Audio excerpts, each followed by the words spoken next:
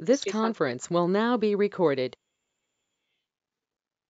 bersama Chandra Dewi Kusristanti dan kami berdua lebih tepatnya kalau sekarang sih Chandra itu berasal dari Universitas Yarsi.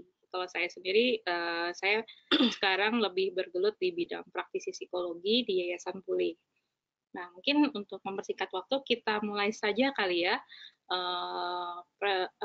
materi kita mengenai menyembuhkan luka kekerasan. Oke, akan dimulai oleh Mbak Chandra dahulu. Kita pertama switch dulu lah ya, jangan, ya kan? Mana? Oke. Show main screen. Ya. Belum. Oke, ya. No. Sorry. Masih amatir. Stop sharing my webcam aja kali, Mbak. Ya kan? No. Iya, jadi my screen. My screen.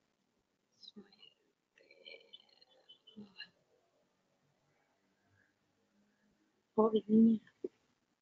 Ini nih, PowerPoint. Sorry ya. Nah, mantap. Aduh. Kok di-share? Stop lagi. Nggak apa-apa. Hah? Nggak apa-apa. Sambil dilihat. They have to see. Oke. Untuk yang pertama, kita akan membahas tentang definisi dari kekerasan itu sendiri. Kami akhirnya memilih dari berbagai macam definisi kekerasan. Oke, salah deh. Dari berbagai macam definisi kekerasan, akhirnya kami memilih definisi dari WHO karena kami berpikir definisi ini yang paling mencakup banyak hal, itu yang paling komprehensif. Kemudian intinya adalah si kekerasan ini menurut WHO merupakan suatu penggunaan dari paksaan termasuk ancaman dan juga pemaksaan suatu kekuatan atau kuasa yang terhadap satu orang atau satu pihak, dan itu terjadi dalam setting komunitas ataupun personal, dan hasilnya adalah injury atau cedera, kemudian bahkan kematian, kemudian juga ada gangguan psikologis atau dampak psikologis, dan maldevelopment atau pengembangan yang tidak sempurna, juga kekurangan ya, deprivasi. Kemudian WHO juga membagi kekerasan ke dalam 3 tipe, yaitu kekerasan terhadap diri sendiri, contohnya tuh bunuh diri, self harm seperti itu. Kemudian kekerasan interpersonal, kekerasan yang dilakukan oleh satu pihak ke pihak yang lainnya, seperti misalnya KDRT atau kekerasan dalam pacaran, child maltreatment atau perlakuan tidak baik kepada anak, dan juga kekerasan kolektif seperti terorisme. Nah, seperti itu kan kita berarti paham ya bahwa di Indonesia tuh tiga macam kekerasan itu sebenarnya cukup sering terjadi. Oke, makanya itu jadi fenomena kami. Nah, kemudian kebetulan kami juga memang secara praktiknya juga sering berhadapan dengan para penyintas ya, atau survivor. Jadi orang-orang yang sudah yang bisa bertahan setelah mengalami kekerasan, kami bilangnya penyintas itu. Dan kami dari literatur dan juga dari praktik kami melihat bahwa para penyintas ini akan lebih baik kalau mereka memiliki resiliensi atau daya lenting ya kalau bahasa Indonesianya gitu. Nah, dari sekian banyak definisi tentang resiliensi, jadi banyak sekali tokoh psikologi yang menyampaikan definisinya sendiri tentang resiliensi. Kami akhirnya memutuskan untuk menggunakan definisi dari Madsen dan Abel.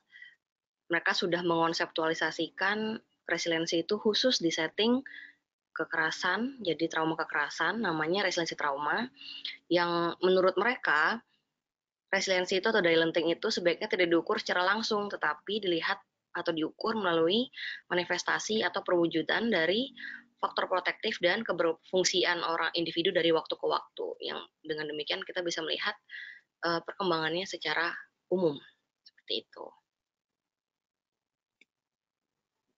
Oke, karena kita bicara tentang trauma, maka kita harus paham dahulu tentang peristiwa traumatis. Jadi kalau kita bilang peristiwa traumatis, kita bisa ingat tentang apa saja yang memberikan sebuah peristiwa memberikan efek besar dalam kehidupan kita.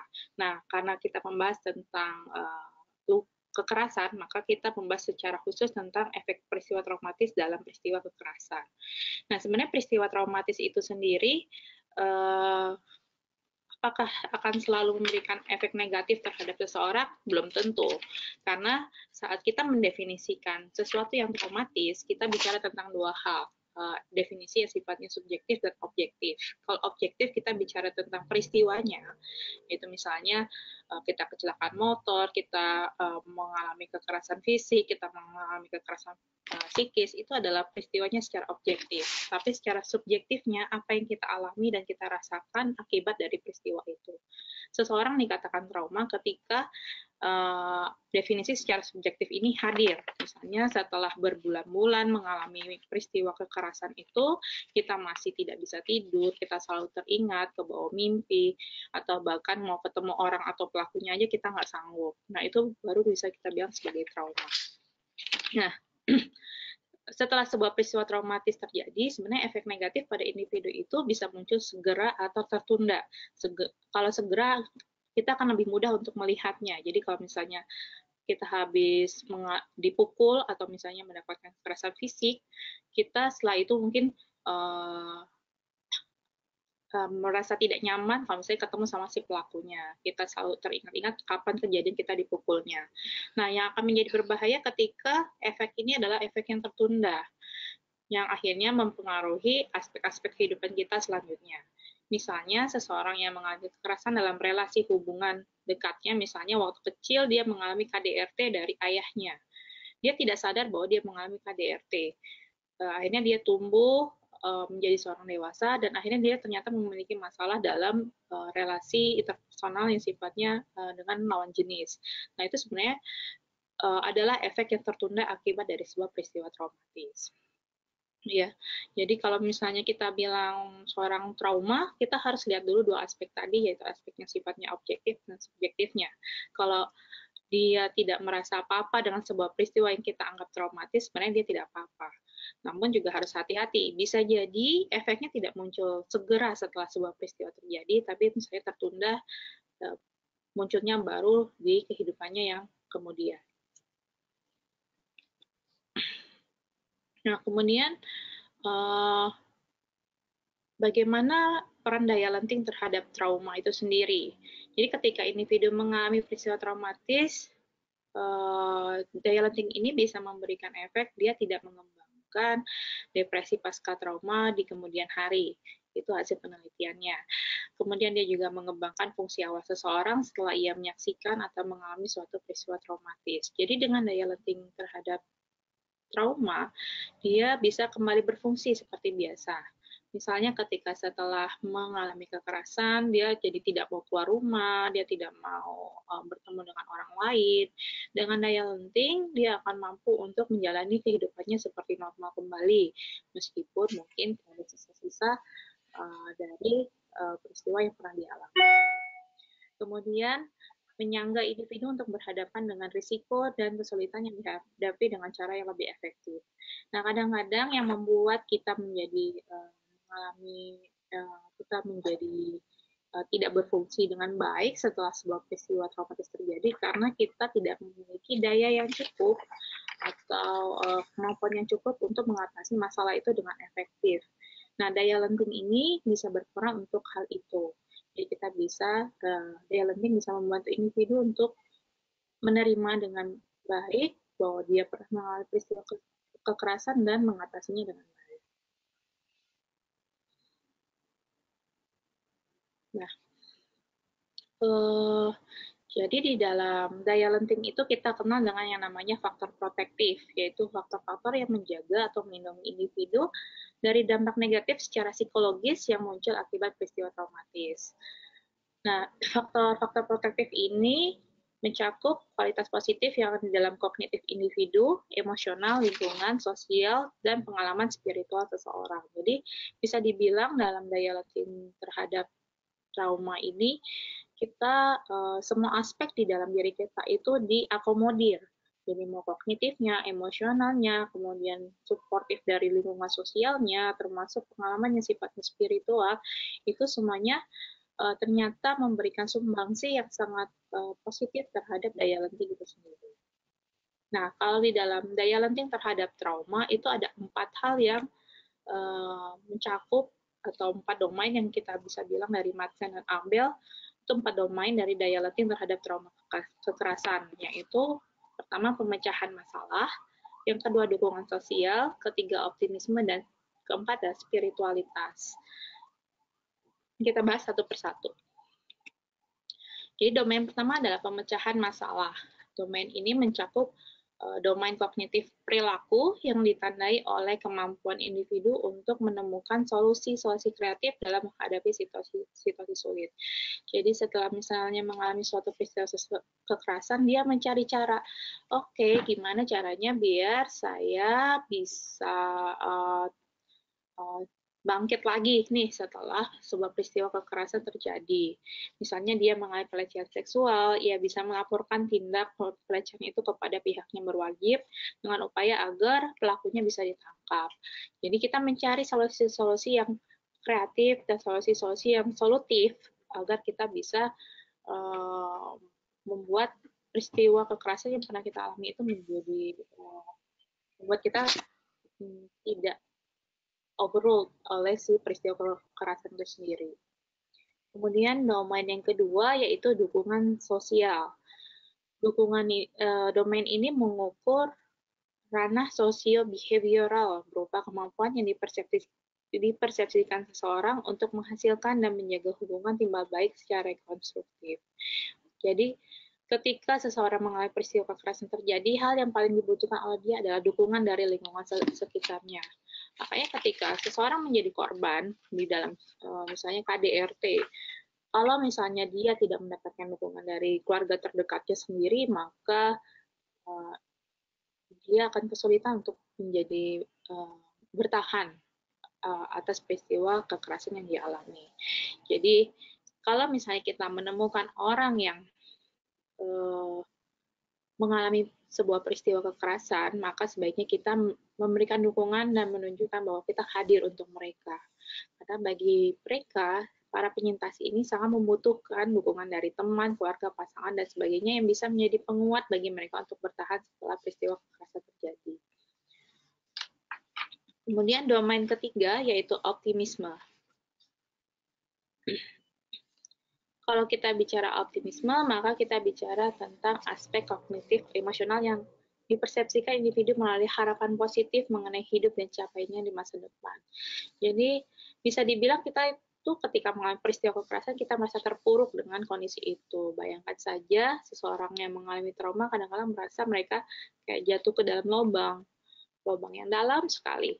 Nah, kalau misalnya mereka ingin keluar, tentu mereka harus memiliki harapan yang sangat besar agar mereka mau berjuang untuk keluar dari lubang itu. Ya, karena kalau tanpa harapan, seakan-akan mereka jadi seperti tidak punya kemampuan untuk berusaha bahwa di depan itu ada masa depan yang lebih baik. Seringkali kita tahu bahwa seseorang yang mengalami trauma akhirnya bisa mengembangkan yang namanya kecemasan, depresi.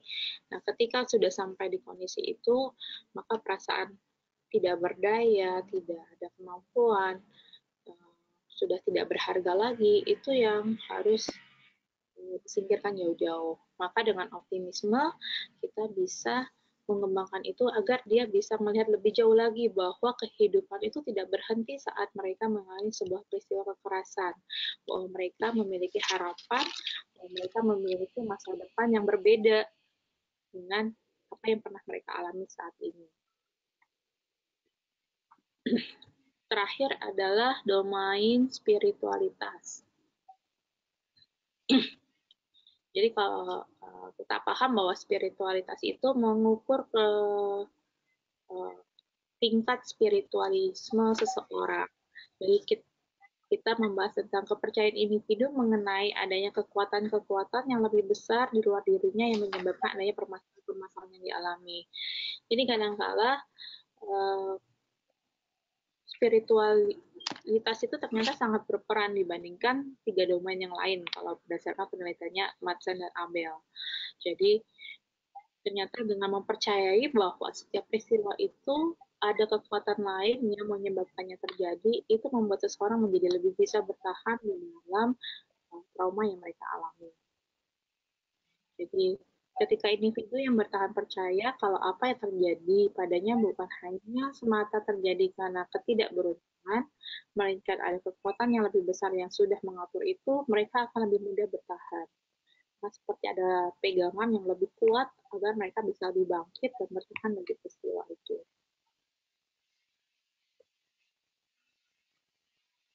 Nah, bagaimana intervensi yang bisa kita gunakan untuk meningkatkan daya lenting terhadap trauma?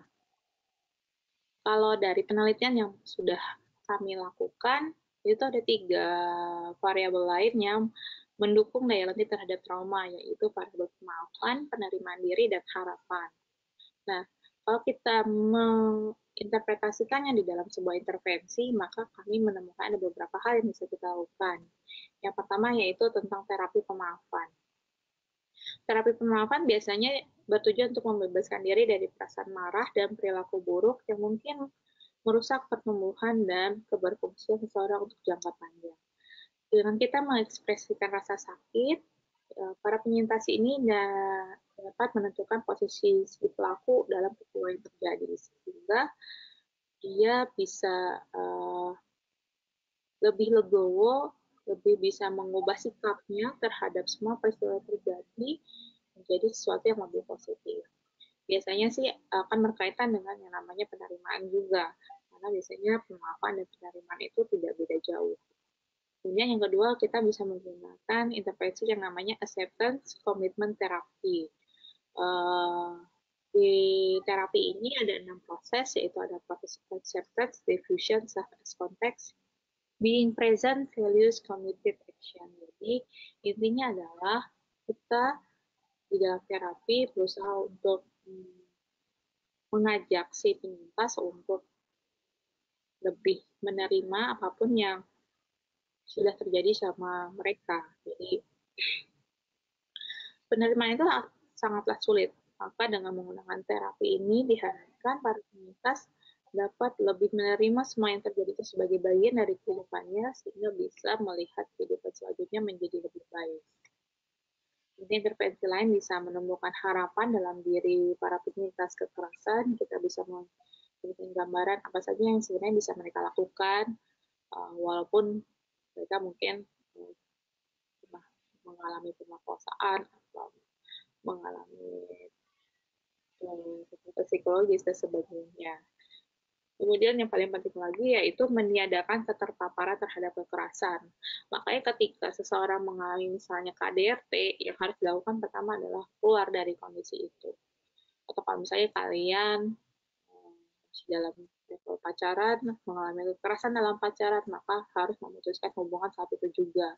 Karena ketika ini diteruskan berlanjut, hubungan yang penuh kekerasan akan memberikan tingkat level trauma yang semakin berat dan itu akan semakin membuat kita sulit untuk sembuh dari trauma.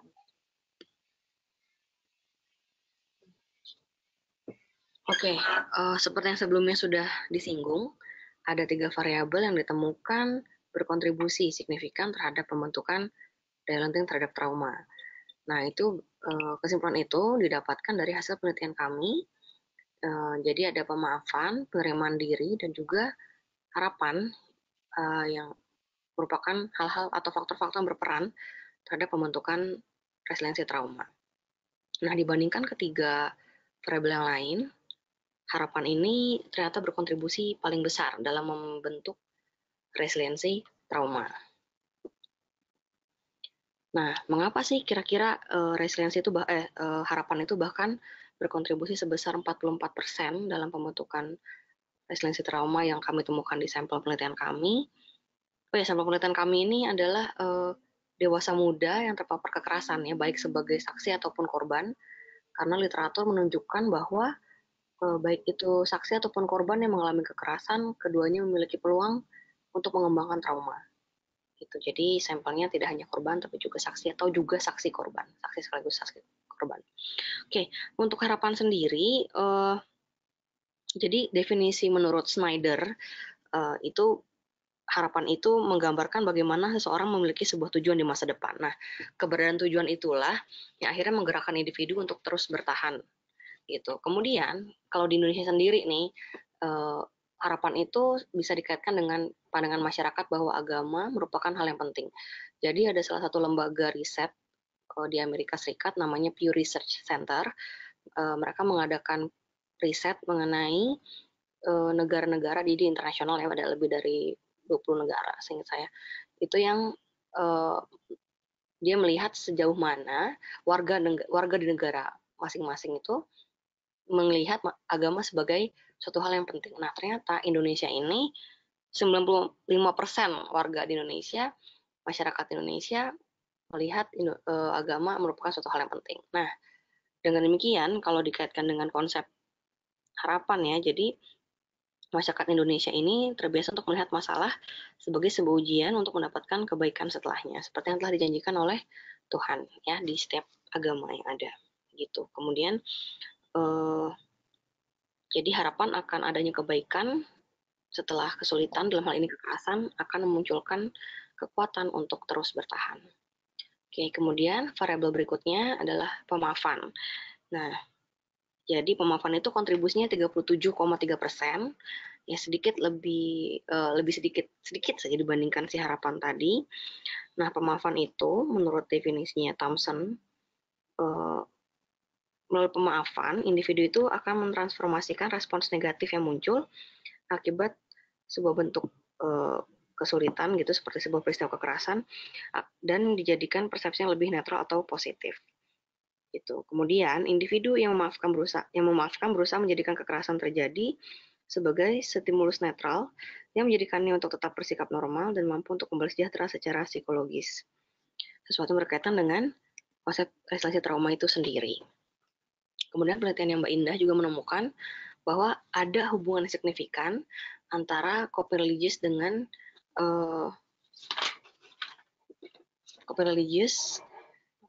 pemaafan kepada orang lain ya. Waktu itu penelitiannya khusus di sampelnya para pemeluk agama Islam ya. Gitu. Kemudian Thompson itu kan juga berbicara tentang pemaafan itu mencakup tiga hal ya. Jadi pemaafan terhadap diri sendiri, pemaafan terhadap orang lain, dan juga pemaafan terhadap situasi itu yang tidak menyenangkan itu. Nah, jadi ketiga hal tersebut itu sejalan dengan konsepnya si resiliensi trauma yang kami teliti. Jadi, individu yang mampu bangkit kembali setelah mengalami trauma adalah individu yang memiliki relasi yang baik dengan orang lain dan juga spiritualitas yang baik ya, karena itu kan domain-domainnya si resiliensi trauma menurut Manson dan Abel. Gitu. Nah, kemudian terakhir adalah faktor penerimaan diri. Dia ini paling sedikit kontribusinya, 16,4%, juga cukup baik ya untuk satu variabel bisa memberikan kontribusi sebesar itu. Penerimaan diri ini membantu individu dalam menghadapi kejadian buruk yang dialami secara efektif dengan menerima kondisi yang sedang dihadapi. Jadi orang yang menerima dirinya akan mampu menerima bahwa oh ya memang ini kejadian kekerasan ini terjadi pada dirinya gitu ya. Jadi pertama itu sih, jadi nggak bisa denial dulu gitu. Jadi nggak sebaiknya memang pelan-pelan hingga akhirnya acknowledging atau menerima bahwa ya memang kejadian itu terjadi pada saya, kejadian yang negatif itu terjadi pada saya. Nah, dengan menerima apa yang telah terjadi sebagai bagian yang tidak terpisahkan dari hidupnya, maka si penyintas kekerasan ini akan mencoba bertahan dan menganggap apa yang telah terjadi sebagai sesuatu yang sudah selayaknya ia jalani. Kemudian kalau dikaitkan dengan konsep yang sangat Indonesia sendiri, penerimaan diri ini relevan dengan konsep nerimo ya yang ada di Indonesia. Memang nerimo ini adanya di suku Jawa rata-rata, namun kita tahu sendiri bahwa suku Jawa juga merupakan suku mayoritas ya di sini dan memang menjadi sebagian besar karakteristik sampel kami gitu. Jadi kami akhirnya juga mencoba melihat bahwa ternyata nerimo itu membantu penerimaan peristiwa baik yang baik atau buruk. Nah, kali ini kan buruk karena kekerasan sebagai bagian dari kehidupan. Mbak Nurinda, boleh diaktifin webcam-nya, Mbak? Oke.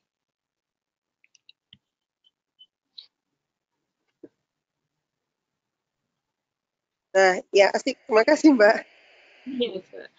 Oke, mungkin itu penjelasan kami tentang menyembuhkan luka kekerasan dengan menggunakan daya lenting terhadap trauma kekerasan. Mungkin sisa waktunya kita bisa pakai untuk diskusi atau tanya jawab seputar konsep ini, karena memang konsep ini masih relatif baru untuk diteliti di Indonesia. Sebenarnya masih ongoing ya, banyak penelitian yang dilakukan oleh Mbak Chandra bersama para mahasiswanya untuk menambah literatur mengenai konsep resiliensi atau daya lenting terhadap trauma kekerasan ini. Jadi kalau bisa dibilang yang membedakan dia dengan daya lenting secara umum, dia fokus pada hal yang sifatnya sudah kita bisa bilang bahwa itu adalah peristiwa traumatis.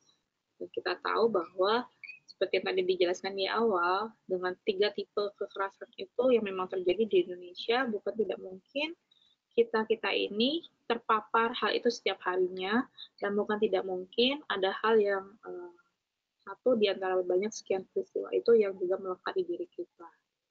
Dan bagaimana kita sebagai si individu mampu tetap bertahan di tengah semua kekerasan yang sudah terjadi di Indonesia ini. Gitu. Sorry ya. Itu mungkin kita buka diskusi saja. Gimana Mbak Ridho?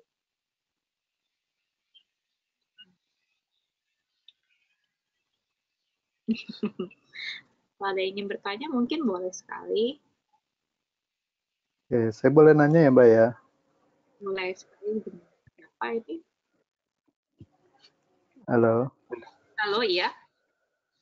Ya, saya Subhan. Oh iya, sebenarnya di teks juga ada beberapa pertanyaan tuh buat ini para narsum. Tapi saya mau mungkin lebih ke komen dulu kali ya. Kayaknya menarik sih, daya lenting ini ternyata juga ada kaitannya dengan religiusitas ya. Ternyata religiusitas itu jadi faktor yang cukup besar mempengaruhi daya lenting seseorang di Indonesia. Ini kayaknya kekhasan juga nih di Indonesia nih. Dan ini saya jadi kebayang dengan chapter yang saya tulis, dan ini ada banyak hal yang kemudian kita bisa elaborasi antara daya lenting dan juga religiusitas. Mungkin lebih ke komentar kali ya Mbak ya, bukan pertanyaan, itu aja sih. Terima kasih banyak sekali Mas Subhan. Wah, nggak nyangka ditanya sama editor kita sendiri loh. Ya, sebenarnya dari Madsen dan Abelnya di awalnya itu dia hanya memberikan 3 domain tadinya. Hanya problem solving, dukungan sosial, dan optimisme.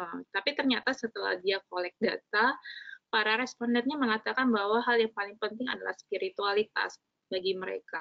Dan setelah di running datanya pun, kalau dari Madsen dan Abel, itu spiritualitas itu menjadi salah satu yang paling tinggi berkontribusi di dalam daya lenting terhadap trauma. Jadi kalau misalnya, ya sangat mungkin sekali kalau kita bisa berkolaborasi, membuat penelitian ini yang lebih luas, bagaimana apalagi kita tahu bahwa religiusitas di masyarakat Indonesia ini sangat tinggi, mengapa tidak kita membuat konsep ini menjadi konsep yang sangat Indonesiawi.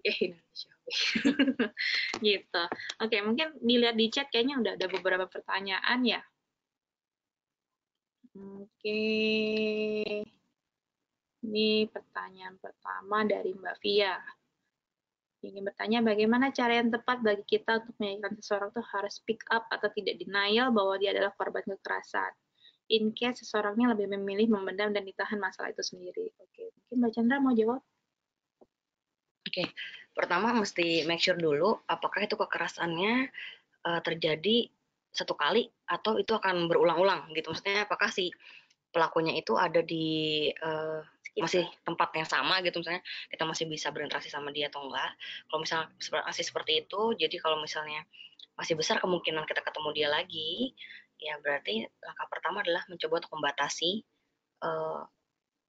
interaksi itu ya. Jadi saya pernah punya klien, dia adalah korban sexual assault dari orang yang tinggal di kosan dekat kosannya dia, dan langkah pertama saya adalah ya udah saya minta dia untuk pindah kosan karena security itu nomor satu ya. Nah kemudian akhirnya kalau misal ternyata itu yang one time ya, jadi misalnya kekerasan itu dilakukan oleh stranger gitu, kita nggak ketemu dia lagi, nah itu kita bisa ketika dia, biasanya ini harus ketemu itu sih, harus ketemu profesional ya, saran saya. Nah itu bisa diajak untuk grounding dulu ya, jadi grounding itu untuk memastikan bahwa saat ini dia aman, saat ini dia sudah tidak berada di situasi yang tidak menyenangkan itu lagi, kemudian diajak untuk lebih mindful aja pelan-pelan. Ini prosesnya memang lama sih, nggak bisa misalnya ketemu sama psikolog satu kali ketemu langsung bisa accept bahwa itu terjadi, nggak denial, memang agak lama. Jadi biasanya sih saya lihat dulu dia apakah dia sudah bisa acknowledge gitu, dia memang peristiwa itu terjadi gitu. Nanti pelan-pelan dia akhirnya bisa bilang bahwa bukan peristiwa itu, tapi dia akan menyebut bahwa pelecehan itu terjadi. Nah itu artinya sign dia sudah lebih menerima gitu sih. Kalau Mbak Ina ada pengalaman lain mungkin? Oke, ya kalau ngomongin speak up ya kita nggak bisa maksa ya, setiap orang akan langsung speak up ketika peristiwa kekerasan terjadi pada diri dia. Ya tadi setiap orang punya mungkin jeda waktu untuk ya memang ini terjadi pada diri saya sehingga dia mencari seseorang atau orang lain untuk membantu dia keluar dari masalah ini. Dan kadang-kadang yang menjadi kekurangannya mereka tidak speak up adalah tadi pelakunya masih ada di dekat dia sehingga dia menjadi takut untuk speak up. Ya, jadi bukankah ini pertama kali ya memang harus membantu dia untuk acknowledge dulu sebenarnya apa sih yang terjadi pada diri kamu, benar nggak sih ini memang harus terjadi pada diri kamu, sehingga mendorong dia untuk lebih terbuka dan mencari bantuan terutama tenaga profesional. Kita memang tidak bisa memaksa ya, tapi kita bisa membantu mereka untuk mencoba mengenali dulu apa yang terjadi pada diri dia, sehingga dia dengan penuh kesadaran sendiri untuk hadir, untuk menemukan solusi tadi termasuk dalam resilience-nya adalah memecahkan masalah dia, melakukan pemecahan masalah. Kalau misalnya dia masih belum menyadari atau siap untuk mengatasi masalah itu, kadang-kadang itu juga yang membuat dia tidak bisa speak up gitu. Jadi ya sarannya adalah tetap kawal aja, kita coba untuk acknowledge dia ya, sampai dia akhirnya menemukan waktu untuk menyembuhkan diri dia gitu. Oke. Oke, yang kedua saya harap tadi clear ya jawabannya. Yang kedua adalah saya tertarik pada penjelasan mengenai intervensi dengan ACT tadi. Adakah rekomendasi jurnal atau buku yang bisa saya pelajari untuk menunjang praktik saya terhadap klien dengan domestic violence? Oke.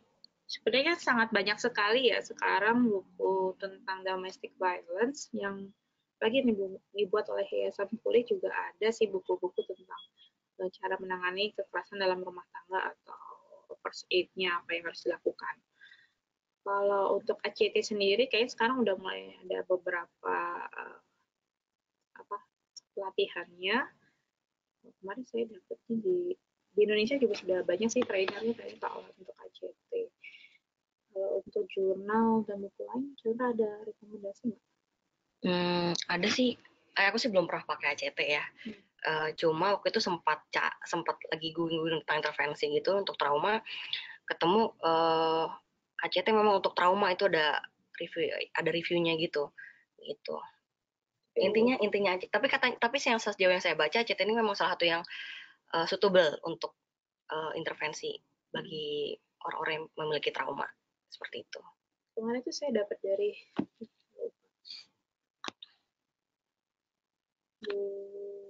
saya dapatnya di Yasi ini sih sebenarnya. Saya ke pelatihan yang kemarin sebenarnya barusan ada dari HIMSI Jaya sih pelatihan bukan HIMSI Jaya, dari IPK Jakarta pelatihan tentang ACT dari Mbak Auriza dari UI sih. Mungkin bisa diskusi sama beliau ya. Diskusi sama beliau Mbak Dian Oriza. Buku sebenarnya kalau buku banyak sekali ya, kita hafal juga satu persatu.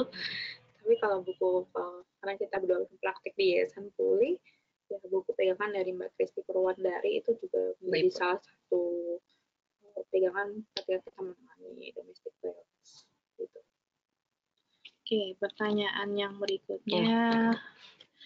Apa yang bisa kita lakukan apabila klien yang sedang kita tangani tidak mungkin menyediakan keterpaparan terhadap kekerasan? Misalnya pelaku penyintas dalam satu kelas perkuliahan. Wah, berat ini. Kita mesti identify orang yang bisa membantu dia di kampus itu. Misalnya katakanlah settingnya itu ya kampus. Karena kan dia klien kita nggak ketemu dia setiap hari. Nah, kita bisa coba untuk menggali dari dia, kira-kira siapa sih sosok aman yang bisa dia akses gitu ketika dia lagi mungkin ada flashback atau setelah ketemu si pelaku lagi dia langsung ke-trigger lagi gitu kan. Nah, itu jadi bisa kita identify gitu ya orang-orang yang bisa jadi resource untuk dia. Kemudian kalau memungkinkan kita kasih saran atau gimana ya, kalau misalnya satu kuliah gitu ya mungkin kita harus cari tahu juga apakah ini bisa isunya deeskalasi ke kaprodinya mungkin gitu, karena memang kalau ini akan terjadi terus menerus ya itu akan semakin sulit untuk dia bisa berkembang resiliensinya. Penelitian kami bilang gitu ya. Yeah. Jadi ketika kami tanyakan apakah kekerasan masih berlangsung atau tidak, orang-orang yang menjawab masih berlangsung itu resiliensi traumanya jauh lebih buruk dibandingkan yang bilang mereka sudah tidak mengalami kekerasan lagi. Gitu. Ya, bisa dibilang ya cari tahu dulu ini pelaku penyintasnya dalam posisi apa ya, ada yang lebih kuat atau tidak kah misalnya. Karena biasanya kekerasan terjadi karena ada pihak yang lebih dominan. Abuse of power. Menggunakan kekuasaannya untuk melakukan kekerasan misalnya atau pelecehan. Jadi kita harus tahu dulu ini pihak pelakunya siapa. Kalau memang dia adalah seseorang yang penting di dalam situasi misalnya kampus, ya mau nggak mau kita harus lapor ke pihak yang lebih tinggi derajatnya daripada dia, sehingga itu bisa ditindaklanjuti. Tapi untuk berjaga-jaga sebaiknya sih ya memang si kliennya sendiri harus tahu nih, atau harus ada orang yang membackup dia, karena biasanya ketika pelakunya adalah orang yang punya kekuasaan atas mereka, akan sulit bagi korban untuk speak up lebih lanjut karena berpengaruh terhadap kondisi dia. Oke. Ada lagi pertanyaannya? Ada lagi kan yang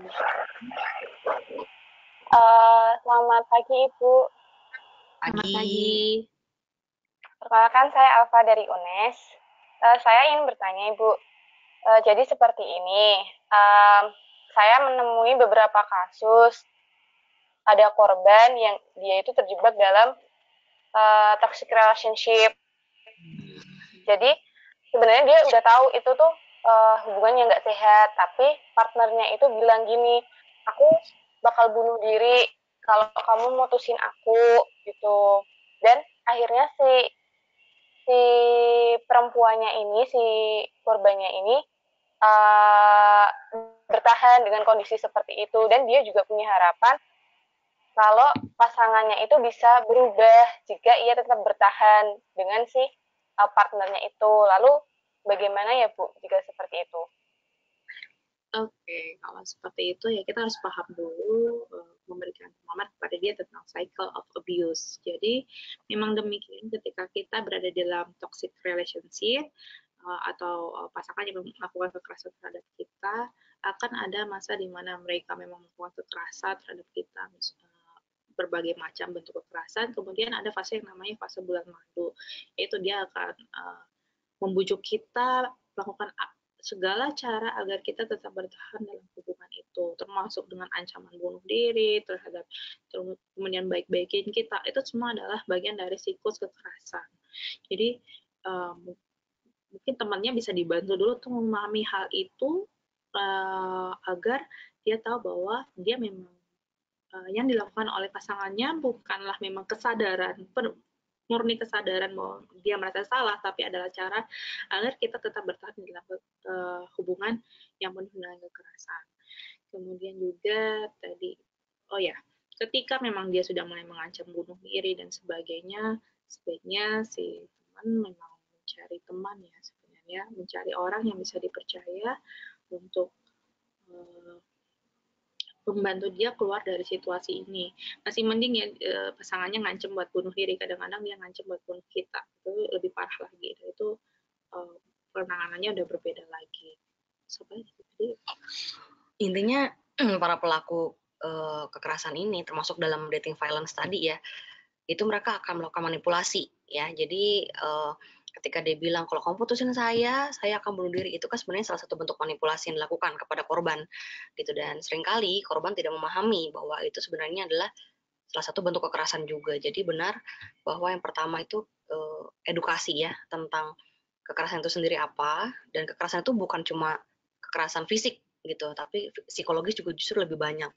Dan kemudian pengetahuan tentang siklus kekerasan itu sendiri ya, itu paling tidak mereka paham itu dulu ya. Dan kemudian kita juga ajak dia untuk berpikir gitu, apakah memang ini yang dia harapkan dari suatu hubungan gitu. Kalau misalnya bukan harapan dia, kira-kira apa yang bisa dilakukan gitu kan.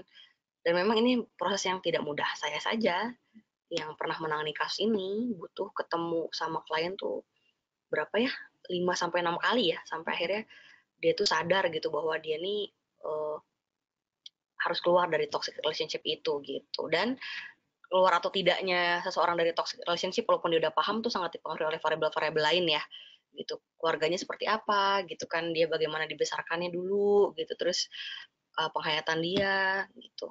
Jadi memang ya effortful, tapi kalau misalnya memang kita niat bantuin sih insya Allah bisa. Ya kita aja sendiri memang ya harus tahan juga sebenarnya ketika mereka tidak jadi keluar dalam hubungan itu, karena memang kembali lagi tadi keputusan ada di mereka. Tapi setidaknya kita membantu mereka untuk lebih menyadari atau lebih memiliki pengetahuan tentang kekerasan itu sendiri. Kemudian kalau masalah harapan dia akan pasangannya untuk berubah, mungkin bisa diberikan sedikit gambaran mengenai seseorang, apakah memang kalau itu sudah terjadi berulang-ulang, tentu jangan menjadikan itu harapan yang kosong, harapan yang sebenarnya mungkin harapan itu adalah cara dia agar tetap waras kali ya di dalam hubungan itu sebenarnya.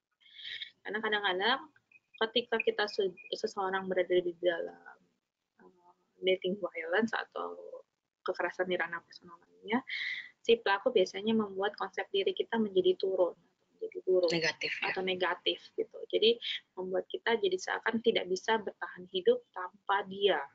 Padahal sebaliknya demikian. Jadi kadang-kadang jangan salah bahwa mungkin kata orang dating violence hanya terjadi pada orang-orang yang konsep dirinya negatif. Belum tentu. Ada orang-orang hebat. Saya pernah kenal dengan seorang ASN di Jakarta, itu dia sebenarnya orang yang sangat mandiri, bisa cari uang sendiri, semuanya dia bisa lakukan sendiri, tapi ternyata dia terlibat dalam KDRT. Jadi kita tidak pernah menyangka, walaupun diri kita memiliki konsep diri yang positif dan sebagainya, pelaku itu bisa saja memanipulasi hingga konsep diri kita itu menjadi sangat negatif. Dan biasanya ketika konsep diri negatif inilah yang membuat kita jadi sulit untuk keluar dari hubungan yang sudah penuh dengan kekerasan. Gitu. Oke, ada lagi? Hal terkait budaya. Oke, hal terkait budaya lokal ada terlihat tidak selama penelitian. Bahas sih. Bagaimana cuma sukunya aja ya? Iya, kita nggak meneliti tidak memasukkan secara khas tentang budaya sih Mbak di dalam penelitian yang kami lakukan. Dan belum di running juga ya perbedaan antar suku. Iya belum kita running juga data mengenai perbedaan antar suku atau perbedaan antar agama, bagaimana mereka daya lenting terhadap traumanya. Jadi mungkin next berkepikiran setelah bahas. ya, setelah membahas, setelah yang bisa dibilang penelitian ini masih sangat masih tahap awal sekali, jadi masih bisa dikembangkan secara lebih luas lagi. Ada lagi? Pertanyaan atau komentar? Komentar boleh.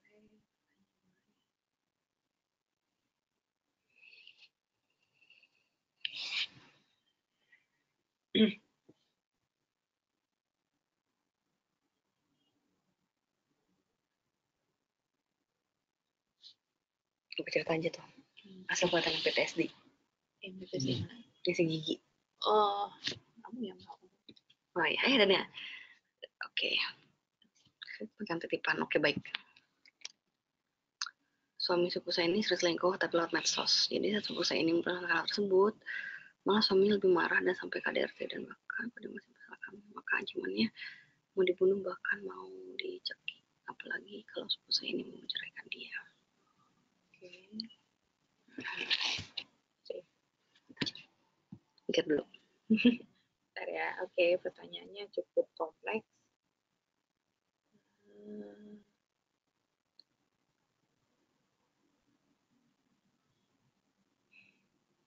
Pertanyaannya jadi pertanyaannya apa? Maaf Mbak Rida. Pertanyaannya apa yang harus dilakukan si korban kah? Iya. Mungkin gitu ya. Bagaimana membantunya? Pertama ya, ini yang kita Mbak Ridhoi dulu ya, selingkuh itu sendiri kan ada macam-macam jenisnya ya. Ada selingkuh yang cuma satu kali, yang kata mereka hilaf itu, biasanya disebut fling, atau berkali-kali dengan orang berbeda, itu serial affair. Nah, atau yang sudah terlibat emosi secara dalam gitu kan, itu berarti udah romantic affair.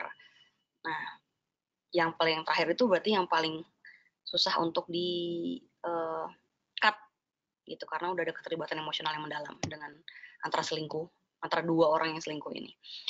Kemudian, nah itu sebenarnya respon bahwa jadi kan suami sepupu ini sering selingkuh lewat medsos.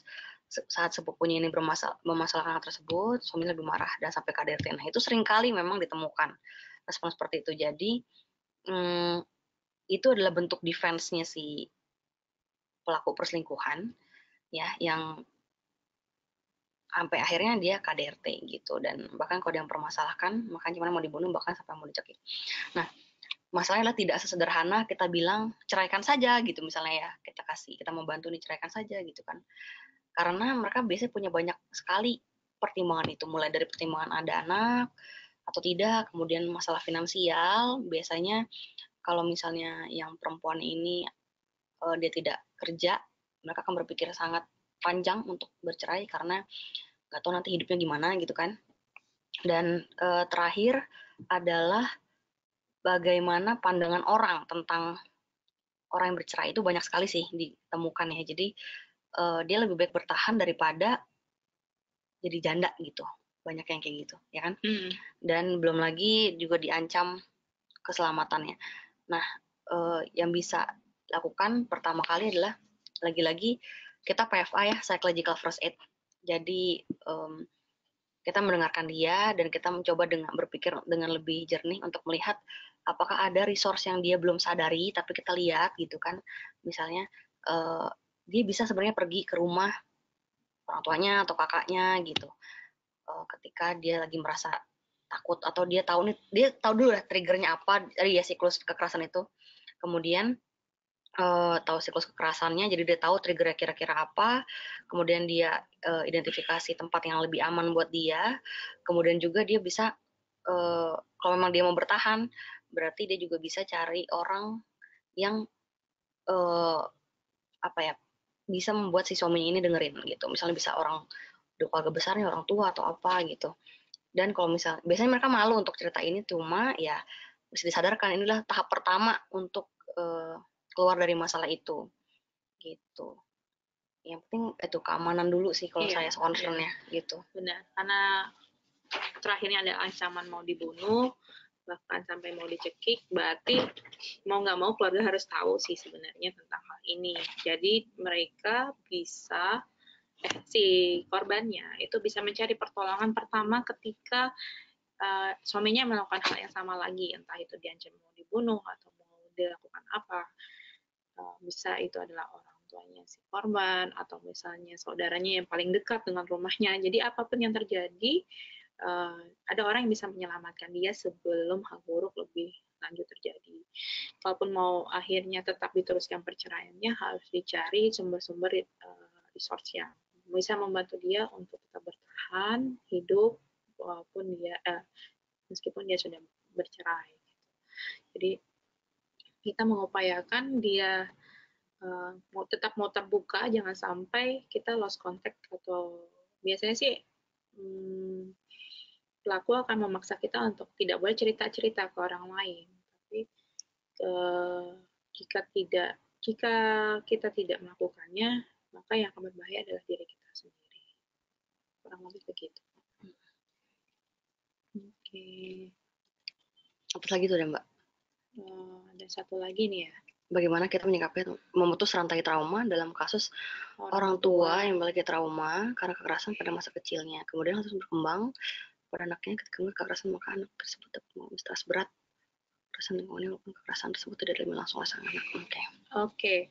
Ini bahas trauma yang terjadi dari generasi ke generasi.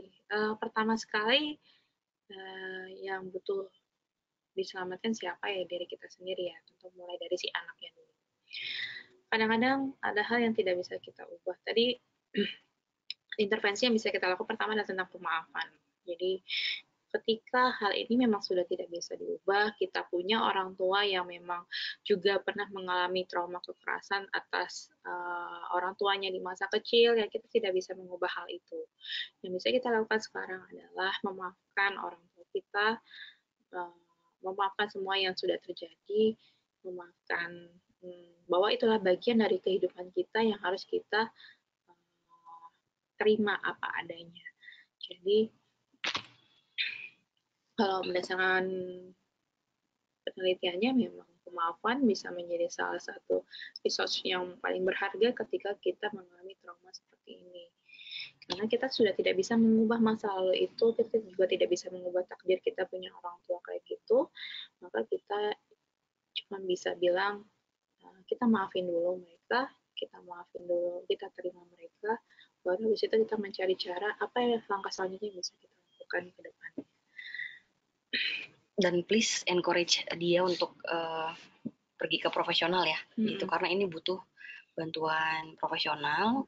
We cannot heal ourselves, gitu loh. Nanti kan kalau misalnya ketemu sama psikolognya, nanti bisa dicari tahu nih kira-kira yang paling cocok untuk menangani kasusnya seperti apa. Karena walaupun kasus sama, misalnya menyaksikan kekerasan yang dilakukan oleh orang tua gitu, antara si A, B, C, dan E, tapi banyak hal yang berpengaruh sehingga akhirnya nanti treatmentnya akan berbeda-beda antara si A, B, C, dan D itu. Oke. Iya, jadi memang datang ke profesional itu sangat penting sekali. Mungkin kalau sekarang banyak namanya self healing atau healing di rumah atau apapun lah, itu sebagai langkah awal saja, tapi tetap saja kita harus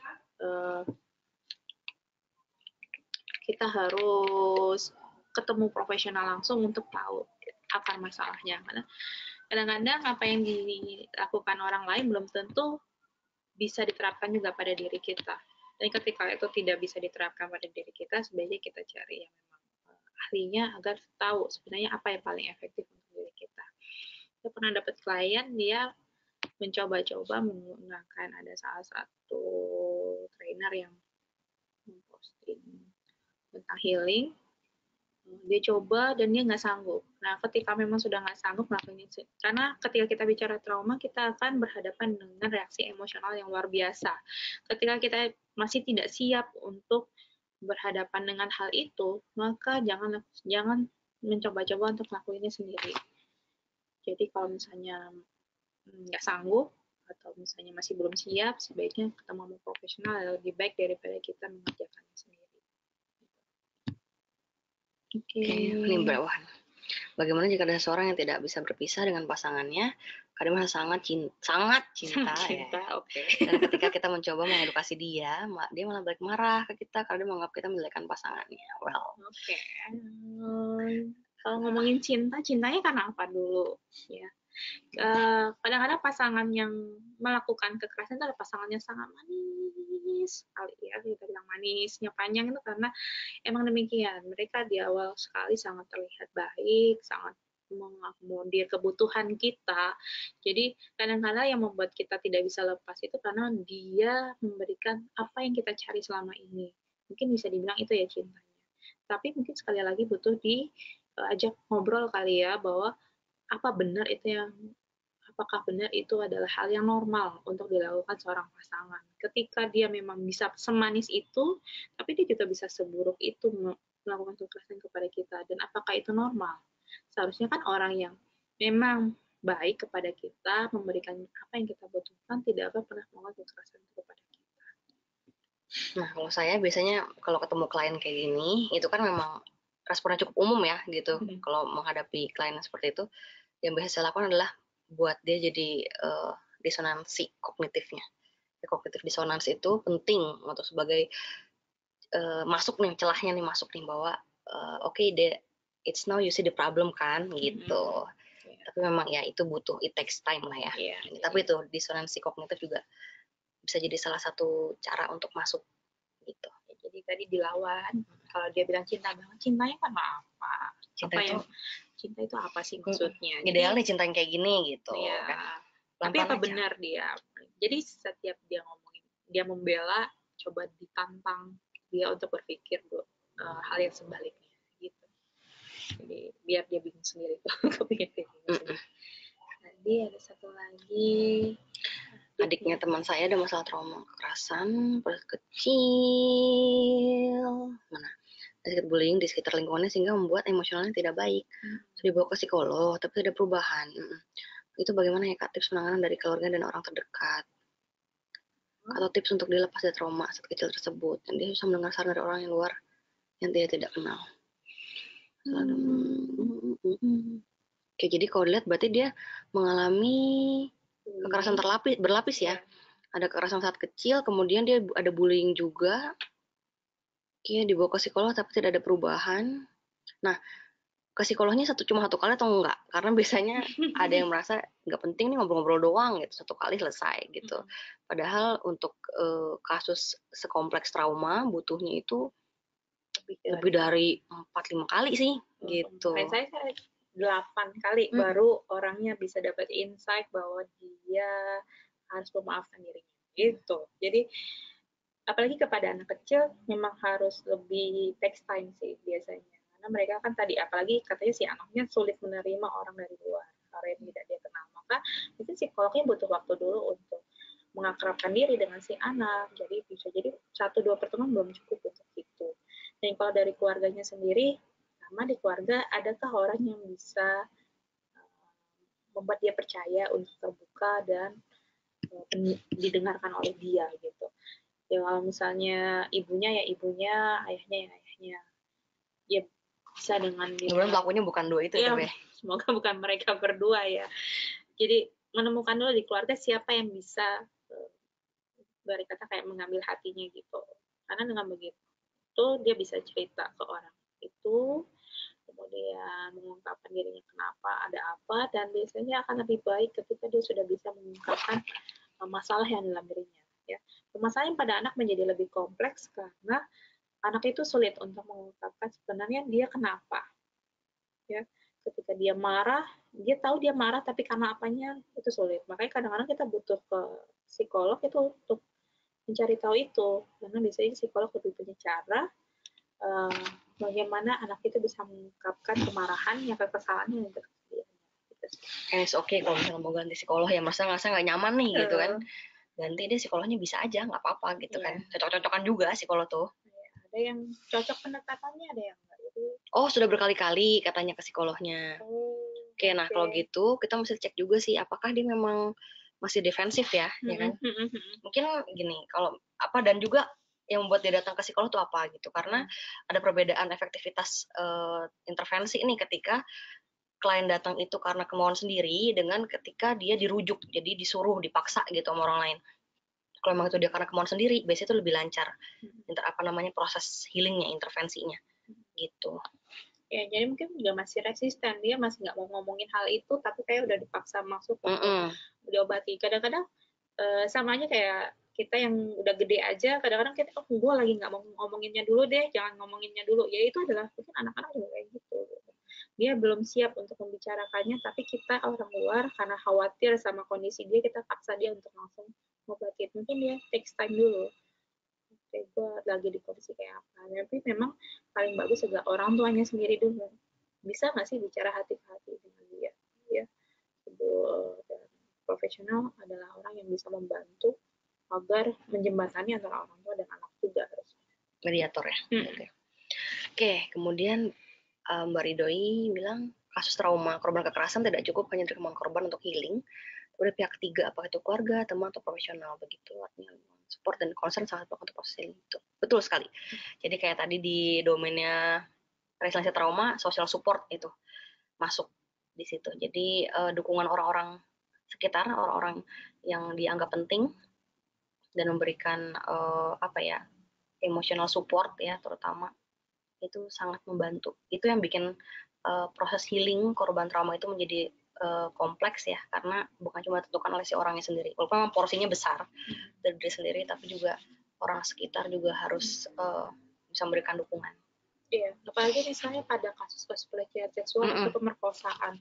Biasanya kadang jadi masalah itu adalah si korban yang disalahin. Nah, itu malahan membuat trauma di korbannya jadi lebih tinggi. Mereka yang salah, bukan si pelakunya yang salah. Nah, itu artinya kan tidak ada dukungan dari sekitar.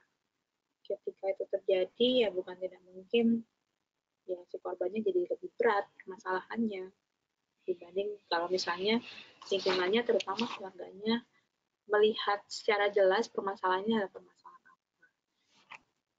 Ya. Bisa?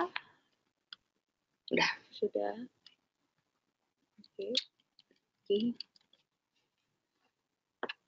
Ada lagi komentar atau pertanyaan? Pertanyaan titipan mungkin? Boleh komentar lagi nggak Mbak? Nanya sih. Boleh Mas.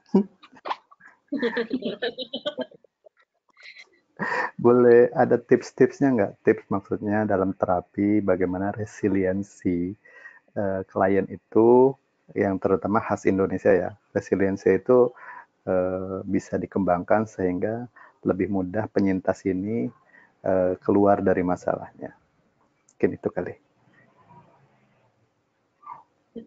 Kalau yang khas Indonesia sih, memang balik ke kita ngomongin spiritualitas ya. Jadi dengan beberapa ya 1-2 klien kita bilang how they relate to God juga sih. Biasanya yang khas dari penyintas adalah ketika mereka habis mengalami kekerasan, mereka jauh dari Tuhan. Menyalahkan Tuhan. Dan juga yang jadinya ateis dan sebagainya. Ada. Banyak sih. Nah, kalau kita yang khas, kalau Indonesia kan memang karena kita bahas tentang religiusitas dan kedekatan dengan agama, mengembalikan mereka untuk relate to God sih. Ada sebuah kekuatan yang memang di luar sana. Kalaupun mungkin bukan religiusitasnya, tapi mungkin lebih ke spiritualitasnya, bahwa ada kekuatan di luar mereka yang membuat hal itu terjadi sehingga mereka mau tidak mau menerima itu. Jadi memaknai bahwa sebuah peristiwa itu terjadi bukan untuk menghancurkan mereka, tapi melainkan seperti yang namanya daya lenting, yaitu untuk membuat mereka bertahan dan melesat lebih jauh daripada mereka seharusnya. Jadi ibarat kata, sebuah peristiwa traumatis atau peristiwa kekerasan bisa merendahkan mereka serendah-rendahnya, seperti kita melempar bola dari atas gedung, tapi kita harus bisa memantulkan diri kita sejauh-jauhnya naik lebih jauh daripada kita jatuh itu. Jadi dengan pendekatan yang lebih mencari pemaknaan mengenai apa yang terjadi, peristiwa yang terjadi itu merupakan bagian yang tidak bisa terpisahkan dari kehidupan kita, kemudian juga itu adalah ada kekuatan yang lebih daripada kita yang membuat kita mengalami hal itu biasanya lebih cukup efektif untuk melihatnya. Kalau kemarin ada klien saya, kalau yang diajak ngobrol ngomongin tentang law of attractiveness. Jadi kita bicara bahwa kita di sini ini terjadi karena ada kekuatan-kekuatan yang saling berkaitan satu sama lain. Jadi nggak mungkin kita mengalami ini kalau nggak ada kaitannya dengan yang lain. Jadi itu bisa juga masuk ke mereka. Jadi kalau saran sih tipsnya adalah ya kalau dia beragama maka kaitkan kembali hubungan dia dengan Tuhan yang bagaimana. Kalau dia mungkin memilih untuk ateis, mungkin pilihannya adalah bagaimana spiritualitas dia. Jadi bukan bahwa kesalahan ini bukan murni kesalahan kita, tapi ada hal-hal yang tidak bisa kita bendung, tidak bisa kita kontrol, tidak bisa kita kontrol, bahwa kehidupan ini ada sesuatu yang mengatur dan itu di luar kendali kita. Itu sih. Gimana Mas Sultan? Ya. Jelas clear. They may not control the past, but they can control the future. Ya, itu sih yang selalu kita optimisme katakan. Itu sih juga bisa ditanamkan. Jadi bisa dibilang optimisme itu ya udah yang lalu udah terjadi, kita udah nggak bisa mengembalikannya, maka yang harus kita pikirkan adalah masa depannya gitu, bukan lagi berkubang pada masa lalunya gitu. Oke, ada yang masuk lagi. Apakah agama plays important role waktu counseling? Yes, for some people. Iya. Kliennya juga banyak sih yang teis. Iya, soalnya kalau misalnya kayak saya bilang tadi ya, ujungnya mereka ini menyalahkan Tuhan. Saya nggak bisa generate untuk semua klien ya, tapi yang klien ditemui karena saking mereka disparate-nya terhadap kondisi mereka, ini mereka blame the God gitu. Kalau kayak gitu kita nggak bisa pakai pendekatan agama, nanti dianya nambah resisten sama kita. Anggap bahwa kita kok balik-balik ke agama, aku butuh sesuatu yang berbeda. Biasanya mereka ngomong gitu. Tapi kalau kita melihat agama adalah salah satu bagian yang mereka gunakan untuk coping, maka kita bisa menggunakan pendekatan itu juga. Jadi kita nggak bisa lepas dari si kliennya sendiri. Mereka prefernya yang seperti apa. Kalau kliennya prefer yang copingnya lebih pada religius atau spiritualitas, kita bisa masuk dari situ. Tapi kalau orang yang problem solver banget, yang pakai kognitifnya banget, ya kita nggak bisa pakai pendekatan agama plek-plekan. Kita bisa pakai dengan CBT atau lain sebagainya. Intinya kita nggak pernah bilang bahwa kamu kurang ibadah sih, gitu enggak ya. Tapi itu big no. Tapi yang penting kita lihat dulu bahwa mereka ini biasanya dalam memecahkan masalah itu pakai apa? Apakah misalnya apapun itu, misalnya mereka apakah emotion focus coping atau problem focus coping. Kalau misalnya emotion focus ada banyak macamnya tuh, apakah agama termasuk berdoa termasuk dalamnya. Kalau misalnya iya, nanti kita gali lagi bagaimana sejauh ini berdoa itu udah membantumu, apakah it works atau enggak gitu. Kalau ternyata enggak, kita berarti gali lagi kira-kira cara lain apa yang juga membantu dia, kayak gitu sih gitu. Dan pokoknya intinya satu jenis intervensi, satu treatment kan tidak bisa digunakan untuk semuanya ya, harus tergantung dengan kliennya itu sendiri. Tapi bukan berarti kita tidak bisa menggunakan ibadah sebagai cara mereka untuk sembuh sih. Yang pasti jangan judging dulu bahwa kamu depresi ini karena kurang ibadah, nggak bisa kayak gitu. Karena biasanya kayak gitu langsung resisten juga sama kita. Bersikap defensif sehingga tidak mau lanjut dengan kita. Jadi harus dilihat dulu, itu namanya kita assess dulu masalah dia apa, bagaimana apa yang sudah dilakukan selama ini untuk mengobati masalah dia. Kalau memang kita bisa masuk dengan pendekatan agama, maka itu lebih baik buat dia gitu. Jadi tetap tergantung pada masing-masing.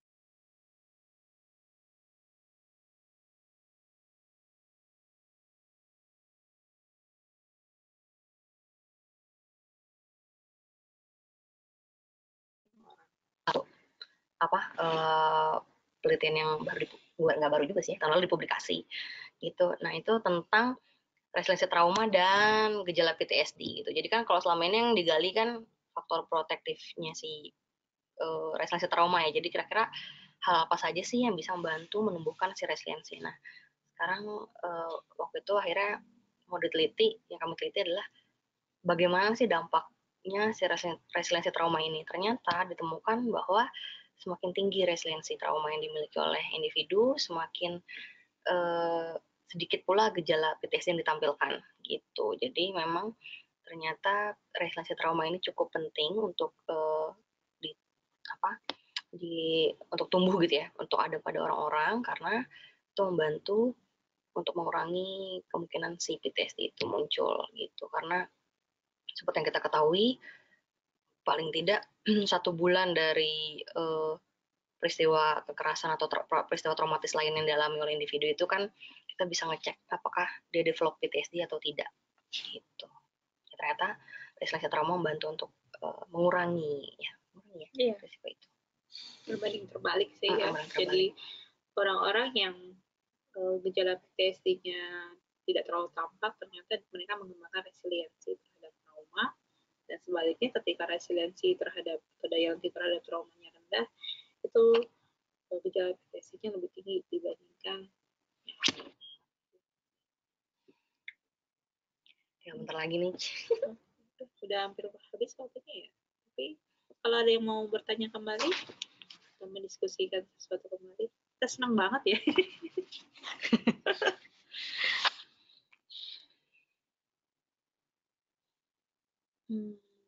Masih ada yang mau bertanya? Nih, panjang nih pertanyaan dari tadi ya Mbak, sejam juga bertanya. Nggak apa-apa. Topiknya mungkin itu ya, sangat relatable. Ya iya benar. Masih ada yang mau bertanya, silakan. Trennya memang banyak ya. Iya. Yang baru keluar nih banyak dating violence gitu-gitu sih. Nah mungkin ada mulai sadar kali ya, karena gerakannya juga sudah mulai campaign bahwa tentang kekerasan dalam hubungan, terutama dalam pacaran juga udah mulai banyak mungkin terjadi. Jadi nggak cuma di ranah rumah tangga, tapi ranah personal juga semakin banyak yang menyadari bahwa itu ada masalah. Oh ya, tadi yang terkait dengan jadi kalau orang tua punya trauma juga sehingga memberikan trauma juga kepada kita. Kemarin sih saya ya kan sempat membuka kelas online sih untuk ini, tapi memang makanya butuh sekali supervisi atau pendampingan dari tenaga profesional. Kita tidak bisa melakukannya sendiri. Jadi ketika stuck atau misalnya tidak bisa healing sendiri, itu kita tahu bahwa ada orang yang bisa membantu kita untuk lebih naik tingkat atau enggak. Karena tetap saja relasi yang terjadi di konseling atau relasi yang terjadi di dalam ruang konseling itu tidak bisa digantikan oleh relasi yang ada di dunia maya. Jadi kalau misalnya mungkin banyak kelas-kelas yang bisa membantu kita untuk itu, boleh saja kita pakai atau misalnya kita join. Tapi kalau misalnya kita merasa itu belum cukup, kita harus memohon untuk ketemu tenaga profesional.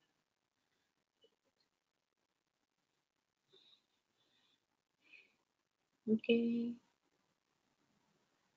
Lain ada yang ya tampaknya. Kalau ini masih ada nih tadi chat. Trauma apa yang terjadi di lingkungan kita? Yang mungkin terjadi ya. Yang mungkin terjadi di lingkungan kita. 3 macam tipe kekerasan. Oh, trauma ya, trauma. Trauma atau peristiwanya atau apanya nih? Traumatis. Kalau peristiwanya juga segala hal yang di luar sama kejadian yang di luar kebiasaan kita, apa sesuatu yang biasa kita lakukan atau yang di luar. Jadi peristiwa traumatis itu sebuah kejadian yang terjadi di luar resource kita ya. Di luar kemampuan kita untuk kita tanggulangi. Dan dampaknya itu sangat beragam. Jadi kalau misalnya kita bilang peristiwa traumatis itu termasuk kecelakaan motor juga termasuk, kemudian perceraian orang tua itu meninggalnya orang terdekat itu termasuk peristiwa traumatis juga. Pasangan itu juga termasuk peristiwa traumatis. Kekerasan juga salah satunya. Gitu. Jadi kalau sangat banyak sih gitu. Trauma apa yang terjadi di lingkungan kita? banyak. Mulai dari yang ranah personal kita sendiri, mungkin itu kita bicara kekerasan kita alami di rumah tangga, kekerasan kita alami dari teman-teman kita, atau kalau yang sifatnya pribadi kita kecelakaan motor dan sebagainya, itu juga trauma. Terorisme atau trauma? Terorisme juga trauma, gitu. atau misalnya kita tadi juga sempat disebutkan ketika kita sampaikan materi, trauma itu bisa terjadi bukan hanya karena kita mengalami, tapi kita juga menyaksikan, itu kita juga bisa mengalami trauma.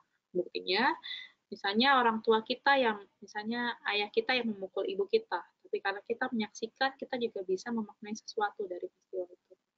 Dan bisa jadi trauma juga. Individu yang lihat misalnya orang tuanya sakit keras gitu ya, dan bagaimana simptom penyakitnya itu akhirnya merenggut nyawanya, itu juga peristiwa traumatis juga gitu. Walaupun bukan dia yang mengalami penyakit itu gitu ya, memang penyakit itu gitu. Ya, jadi bisa dibilang tadi peristiwa traumatis itu ada banyak, tinggal kita subjektivitas kita, apakah kita mengalami gejala-gejala traumanya. Kalau misalnya kita mengalami gejala traumanya, saat itulah kita membutuhkan bantuan profesional untuk mengatasinya.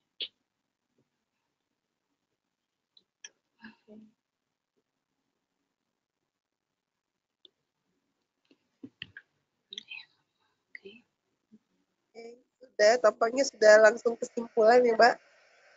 Oke, baik. Kesimpulannya adalah dengan daya lenting terhadap trauma, khususnya trauma kekerasan, itu bisa membantu seseorang agar tetap bertahan setelah sebuah peristiwa kekerasan terjadi atau hal-hal buruk pada dirinya terjadi, itu dengan 4 hal, yaitu kita memiliki dukungan sosial yang baik, kemudian kita melakukan segala upaya untuk memecahkan masalah yang ada, terus adanya optimisme di dalam diri kita, dan adanya spiritualitas, bahwa kita yakin ada sesuatu yang sudah mengatur semua ini, sehingga kita bisa mengambil hikmah atau pelajaran dari peristiwa kekerasan yang pernah kita alami. Jadi kalau kita menemukan bahwa diri kita atau misalnya orang-orang terdekat kita mengalami peristiwa kekerasan, maka kita bisa membantu dengan kita memberikan 4 hal ini. Misalnya membantu dia, kira-kira apa jalan keluar yang bisa dilakukan, kemudian memberikan dukungan, memberikan harapan, dan juga termasuk membantu dia untuk mengembangkan spiritualitas dia. Jadi karena saking banyaknya peristiwa traumatis yang mungkin terjadi dalam kehidupan kita, dan baiknya kita juga belajar untuk mengembangkan hal ini lewat banyak cara sih. Bisa dengan cara yang kita yakini, lewat dengan menumbuhkan spiritualitas dan religiusitas kita, itu pun juga bisa. Oke, ada yang mau ditambahkan Mbak Chandru? Ya, semoga kita tumbuh jadi manusia yang resilient. Kita aja. Ya, itu saja Mbak Rido. Oke, iya, terima kasih Mbak Chandra, Pak Nurinda, semuanya, adik-adik semuanya, teman-teman rekan KPIN. Kita ketemu lagi di perkuliahan berikutnya. Kalau nanti ada yang mau ditanya, masih boleh kontak ya Mbak ya? Boleh. Mbak. Oke, iya, terima kasih. Selamat siang. Siang. Nah.